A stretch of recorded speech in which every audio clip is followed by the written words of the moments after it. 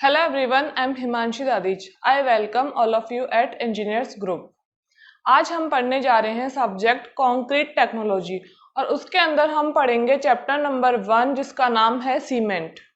I think cement नाम सभी ने सुना होगा क्योंकि जहाँ भी कंस्ट्रक्शन की बात आती है वहाँ पे सीमेंट वर्ड सबसे पहले यूज किया जाता है। तो सीमेंट क्या होता है, हमारा चैप्टर का नाम है सीमेंट। सीमेंट क्या है? सीमेंट है एक बाइंडिंग मटेरियल। क्या है? एक बाइंडिंग मटेरियल है। ये जोड़ने का काम करता है किन्हीं भी दो चीजों को। किस तरीके से यूज करते हैं हम सीमेंट को? As a binding material in construction. ठीक है, तो आज हम लोग सीमेंट के बारे में पढ़ने जा रहे हैं और इस सीमेंट के चैप्टर के अंदर हम क्या क्या चीजें पढ़ेंगे उन चीजों का डिस्कस करेंगे कि हम लोग सीमेंट को ब्रीफली क्या क्या पढ़ेंगे उसके बारे में। तो सबसे पहले बात आती है कि सीमेंट क्या होता है। तो सीमेंट क्या है? एक बाइंडिंग मटेरियल है जो कि कंस्ट्रक्शन में यूज आता है। ठीक है, फिर हम उसके बाद पढ़ेंगे कि सीमेंट की प्रॉपर्टीज क्या क्या है, फिजिकल प्रॉपर्टीज क्या है, इसकी केमिकल प्रॉपर्टीज क्या क्या है। देन उसके बाद हम पढ़ेंगे कि इसका यूज सीमेंट का मैन्युफैक्चर कैसे होता है। तो सीमेंट बनती कैसे है, जो हमें हमारे बैग्स के अंदर जो सीमेंट भरी हुई होती है वो बनती कैसे है। ठीक है, तो सीमेंट क्या है? सीमेंट दो कंपोनेंट से बनती है। वो दो कंपोनेंट कौन कौन से है? वो दो कंपोनेंट है, ये जो हमारी सीमेंट है ये सीमेंट दो कंपोनेंट से बनती है। एक है आर्जिलेसियस है और दूसरा क्या है? कैलकेरियस। आर्जिलेसियस कंपोनेंट्स वो होते हैं जिनमें क्या हो, जैसे कि जिनमें क्ले आ जाती है, उन कंपोनेंट्स को हम क्या कहते हैं? Argillaceous component. ठीक है, लाइक एल्यूमिना जिसके अंदर आता है। कैलकेरियस कंपोनेंट वो होते हैं जिनके अंदर लाइम हो, ठीक है, रिच कैल्शियम हो, उन कंपोनेंट्स को हम क्या बोलते हैं? Calcareous component. तो मीन्स कि इसके अंदर क्या हो? लाइम हो और कैल्शियम कार्बोनेट वाले जो भी कंपोनेंट्स है वो कंपोनेंट्स क्या कहलाएंगे? कैलकेरियस कंपोनेंट्स कहलाएंगे।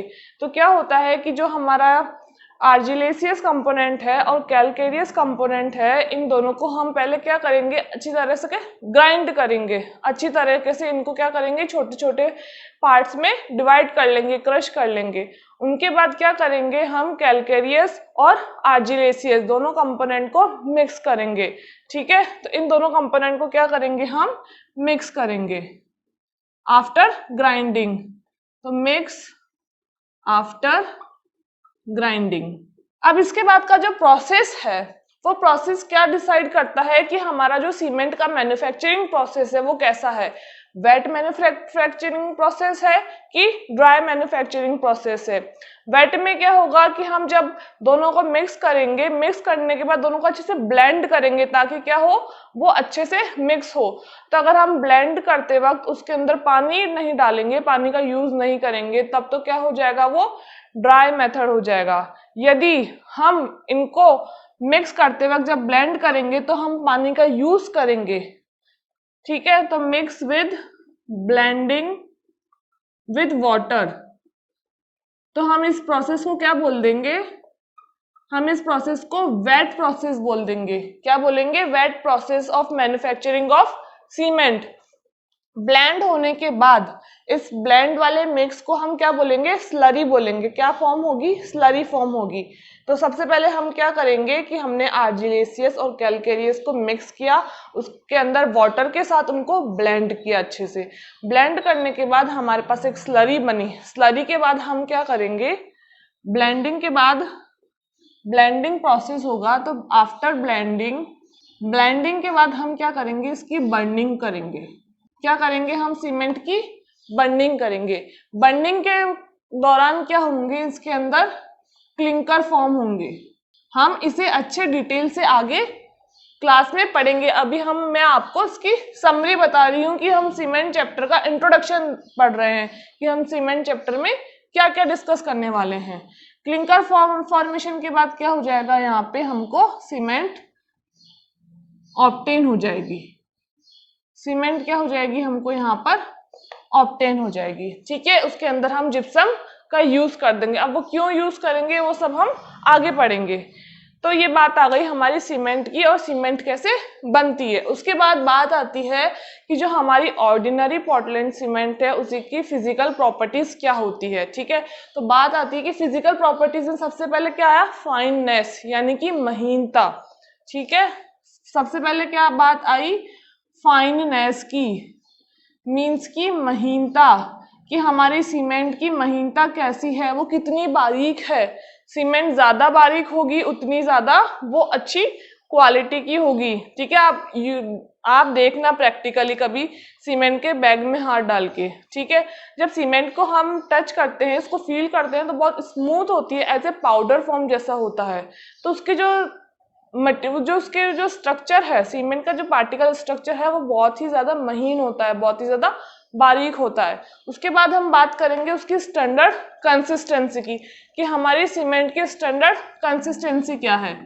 ठीक है, कंसिस्टेंसी मीन्स क्या होता है, कंसिस्टेंसी का मतलब है कि जब हम सीमेंट में पानी मिलाते हैं तो मिनिमम वाटर कंटेंट, वो पानी की सबसे कम मात्रा जिसके अंदर हमारा सीमेंट क्या केमिकल रिएक्शन के लिए तैयार होता है, तो वो क्या है हमारी सीमेंट की स्टैंडर्ड कंसिस्टेंसी। तो क्या है ये, मिनिमम वाटर कंटेंट एट विच सीमेंट स्टार्ट्स केमिकली रिएक्शंस।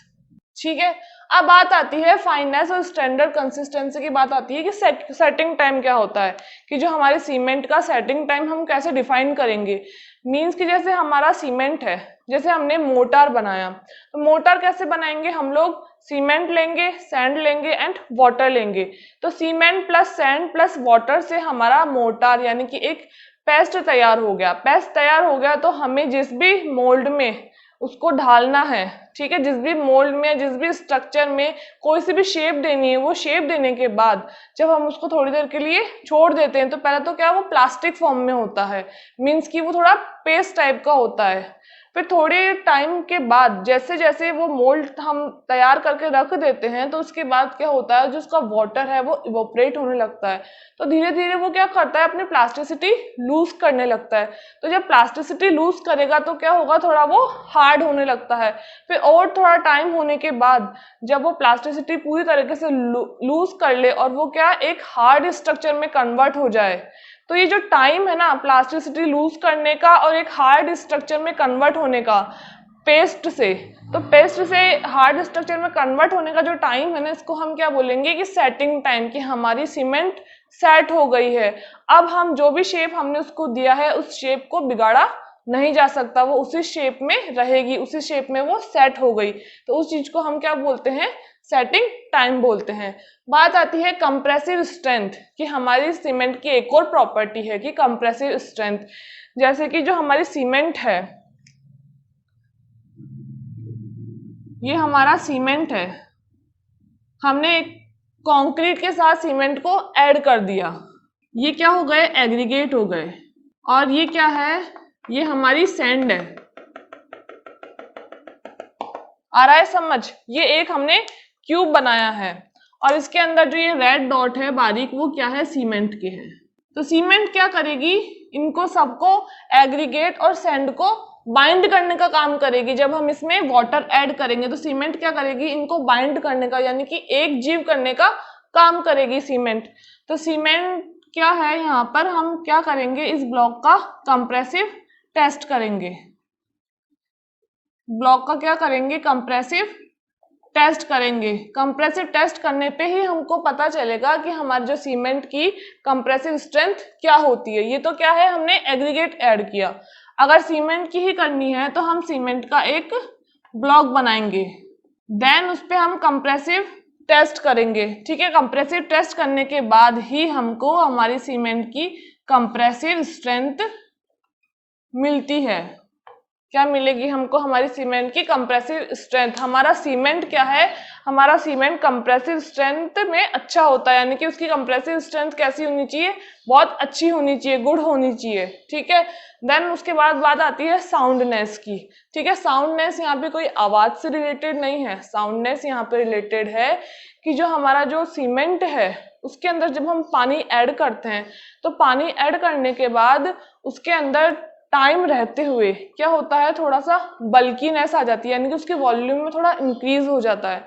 तो वॉल्यूम में इंक्रीज आने से क्या होता है, वॉल्यूम में जैसे कि हमारा ये सीमेंट है, ठीक है, सीमेंट प्लस वाटर ले लिया, ठीक है।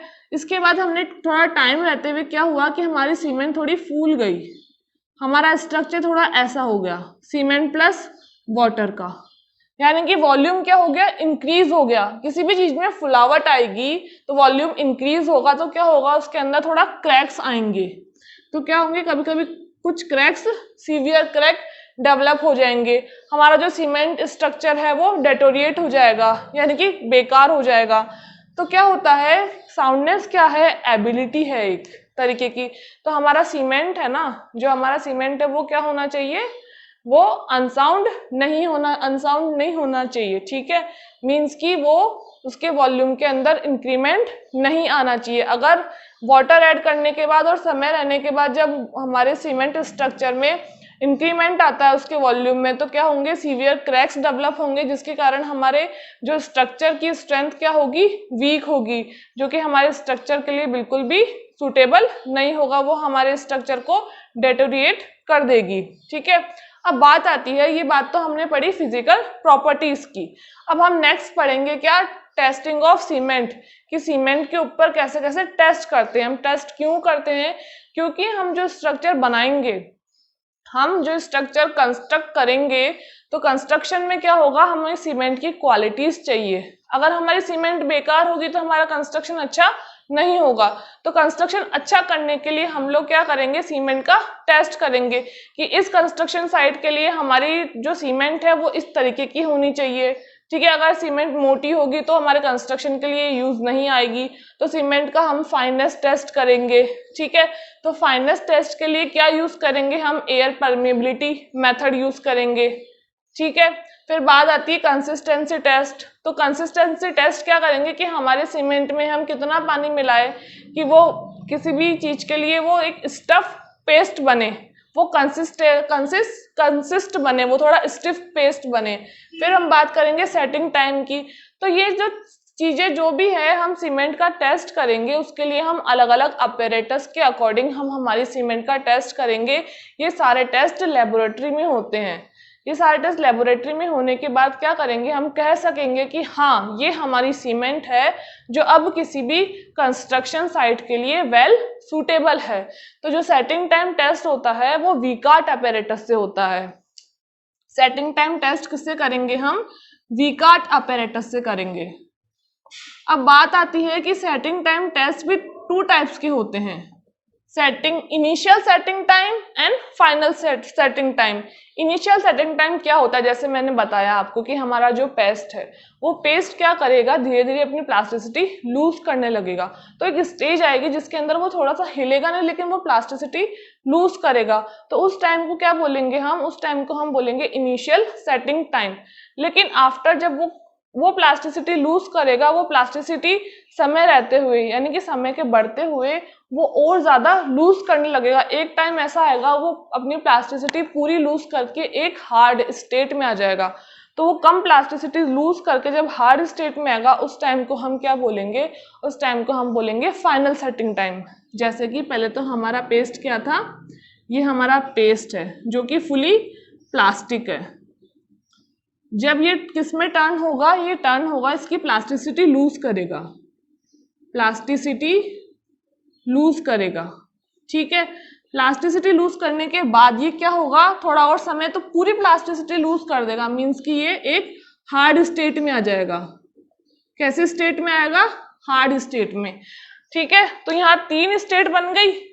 तो प्लास्टिक और प्लास्टिक लूज के बीच का जो टाइम है उस टाइम को हम क्या बोलेंगे, इनिशियल सेटिंग टाइम, ठीक है।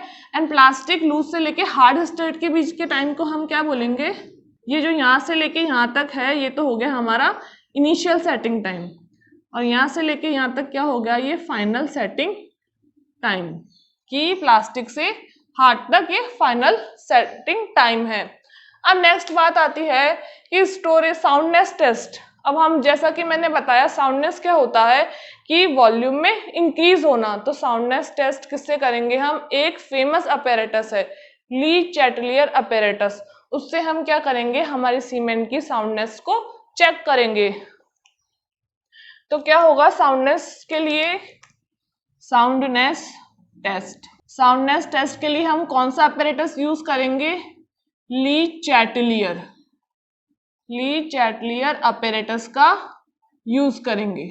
आफ्टर दैट साउंडनेस, ये सब चीजें क्या हो गई हमारी, टेस्ट हो गए। मींस कौन कौन से टेस्ट हो गए, जैसे फाइननेस टेस्ट हो गए, उसकी महीनता को हम कैसे टेस्ट किया जाएगा, फिर स्टैंडर्ड कंसिस्टेंसी टेस्ट हो गई, देन सेटिंग टाइम टेस्ट हो गया, देन साउंडनेस टेस्ट हो गया। इसके बाद क्या आ रहा है, इसके बाद आ रहा है स्टोरेज।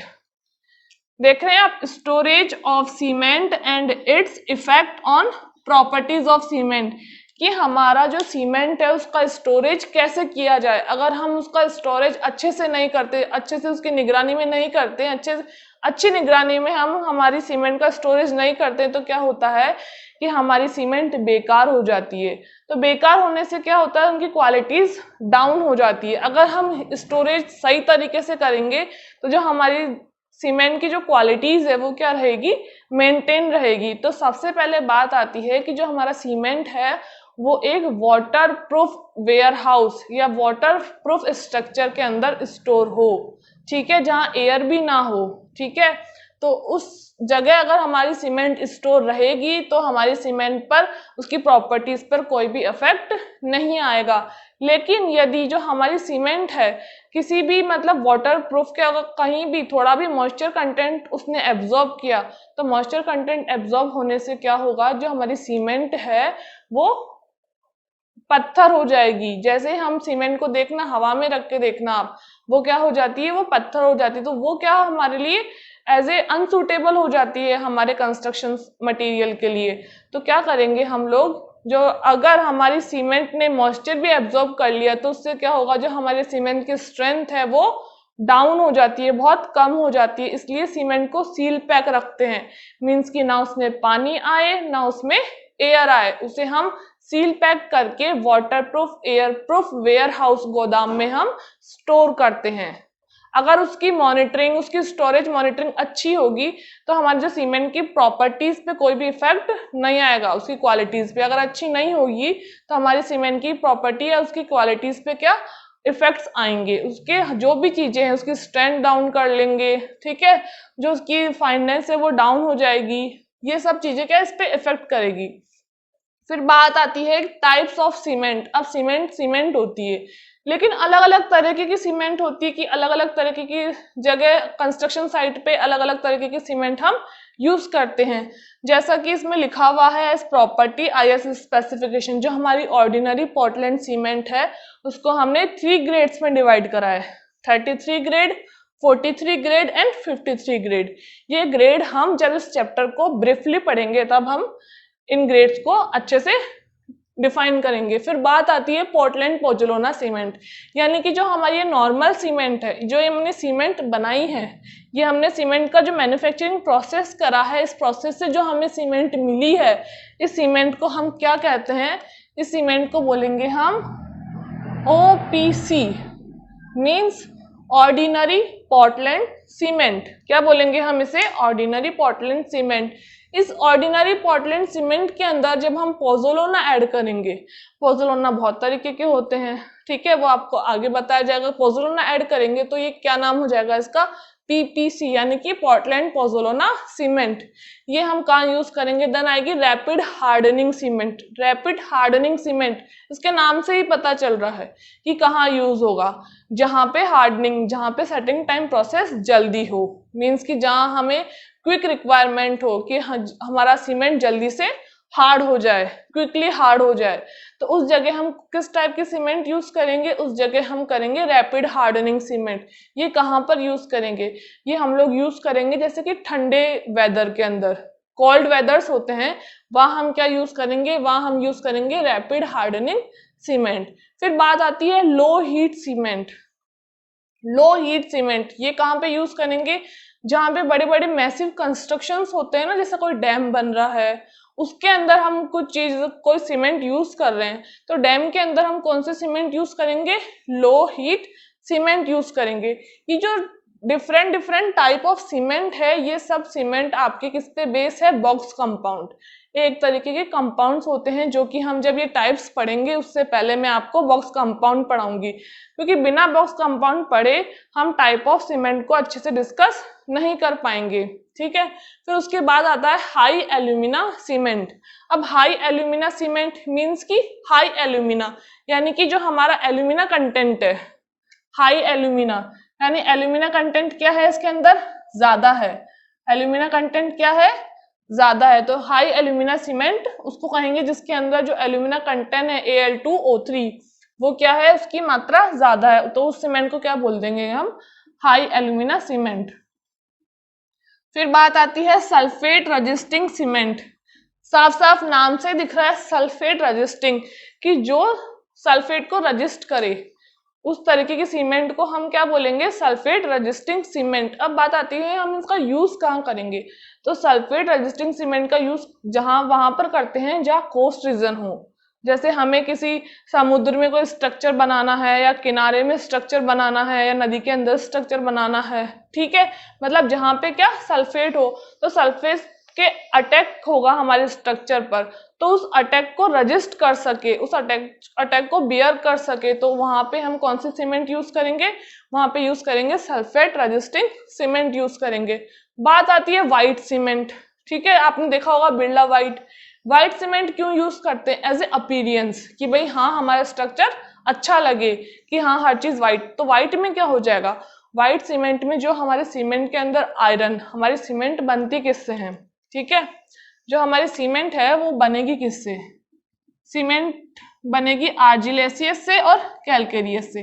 तो सीमेंट के अंदर आयरन भी होता है, लेकिन अगर हम आयरन की जो मात्रा है, आयरन का अमाउंट है वो कम कर दे, तो आयरन का अमाउंट कम कर देंगे यानी कि नेग्लिजिबल कर देंगे, तब हमें कैसे सीमेंट ऑब्टेन होगी, व्हाइट सीमेंट ऑब्टेन होगी। कैसे सीमेंट ऑब्टेन होगी, व्हाइट सीमेंट ऑब्टेन होगी। तो ये क्या है, हमारी सीमेंट का पूरा होल समराइज, कि हम सीमेंट में क्या क्या पढ़ने वाले हैं। सबसे पहले हमने सीमेंट की डेफिनेशन पढ़ेंगे, देन उसके बाद उसका मैन्युफैक्चर प्रोसेस, उसके कंपोनेंट्स कौन कौन से हैं, फिर हम उसकी फिजिकल प्रॉपर्टीज पढ़ेंगे, देन उसके टेस्ट क्या क्या है। टेस्ट क्यों करेंगे, क्योंकि हमें हमारी सीमेंट एज ए रिक्वायरमेंट चाहिए कंस्ट्रक्शन साइट के लिए, कि हमारी सीमेंट अच्छी होनी चाहिए। देन उसके बाद हम क्या पढ़ेंगे, टाइप्स पढ़ेंगे, किस किस टाइप की सीमेंट हम कहाँ कहाँ यूज करते हैं और उसका यूज क्यों करते हैं, किस सूटेबिलिटी के लिए यूज करते हैं। तो ये पूरी बात हो गई सीमेंट चैप्टर की। आई होप आपको ये पूरा समरी समझ आया हो। अब हम नेक्स्ट क्लास से इसको ब्रीफली पढ़ेंगे। तो नेक्स्ट क्लास में हम लोग पढ़ेंगे सीमेंट और सीमेंट की फिजिकल प्रॉपर्टीज। आप इसका स्क्रीनशॉट ले सकते हैं अच्छे नोट्स बनाने के लिए as per your requirement. Okay, thank you class, next class में मिलते हैं।